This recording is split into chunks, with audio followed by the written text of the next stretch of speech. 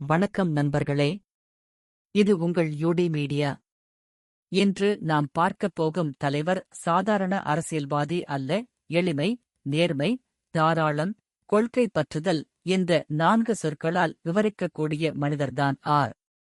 நல்லக்கண்ணு அவர்கள். தமிழக அரசியலில் பல ஆண்டுகள் பணியாற்றியும் அதிகாரத்தை விட மக்களின் நலனை முன்னிலைப்படுத்தியவர். அவர் வாழ்க்கை அரசியலில் இருக்க விரும்பும் இளைஞர்களுக்கு ஒரு பெரிய பாடமாக இருக்கிறது.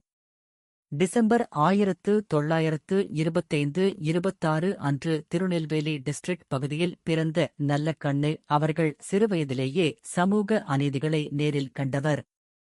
ஏழை விவசாயிகள், தொழிலாளர்கள் சந்தித்த சிரமங்கள் அவரை ஆழமாக பாதித்தது.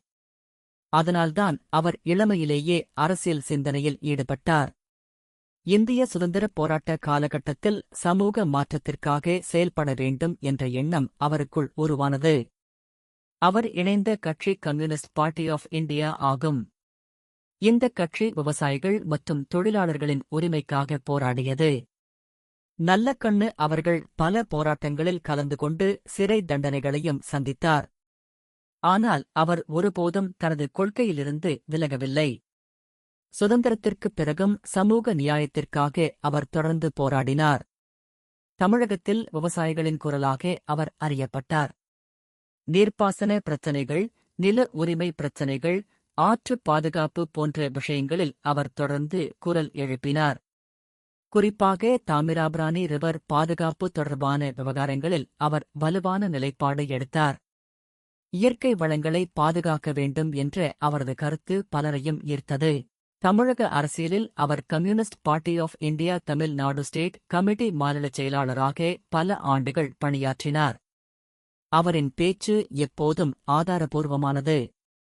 உண்மைகளை வைத்து பேசுபவர். எந்த கட்சி தவறு செய்தாலும் அவர் அதை திறந்த வெளியில் விமர்சித்தார். அவருக்கு அரசியல் என்பது அதிகாரம் பெறுவதற்கான வழி அல்ல, அது மக்களின் வாழ்க்கையை மேம்படுத்தும் கருவி. நல்லக்கண்ணு அவர்களின் வாழ்க்கையின் மிகப்பெரிய சிறப்பு அவரின் எளிமை. பல தசாப்தங்கள் அரசியலில் இருந்தும் அவர் செல்வச் சேர்க்கையில் ஈடுபடவில்லை.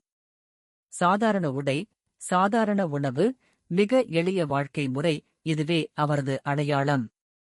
இன்றைய அரசியல் சூழலில் இது மிகவும் அரிதான விஷயம். அவர் எப்போதும் கூறுவது, அரசியல் என்பது மக்களுக்கான சேவை. இந்த எண்ணமே அவரை மற்றவர்களிடமிருந்து தனித்துவப்படுத்துகிறது. இன்றைய இளைஞர்கள் அரசியலை ஒரு தொழிலாக பார்க்கும்போது, நல்லக்கண்ணு அவர்கள் அதை ஒரு சமூக பொறுப்பாக கண்டார். நண்பர்களே, நல்லக்கண்ணு அவர்கள் ஒரு மனிதர் மட்டுமல்ல, ஒரு சிந்தனை. நேர்மையாக இருந்தால் நீண்ட காலம் மக்களின் மனதில் வாழலாம் என்பதை அவர் நிரூபித்துள்ளார். அதிகாரம் இல்லாமல் மதிப்பு பெற முடியும் என்பதற்கு அவர் ஒரு உதாரணம். இப்படிப்பட்ட தலைவர்களை நாம் அறிந்து கொள்ள வேண்டும், அவர்களின் வாழ்க்கையில் இருந்து பாடம் கற்றுக்கொள்ள வேண்டும். இது உங்கள் யூடி மீடியா. மேலும் இதுபோன்ற தகவல் நிறைந்த வீடியோக்களுக்கு லைக் செய்யவும், ஷேர் செய்யவும், சப்ஸ்கிரைப் செய்யவும். மீண்டும் சந்திப்போம்.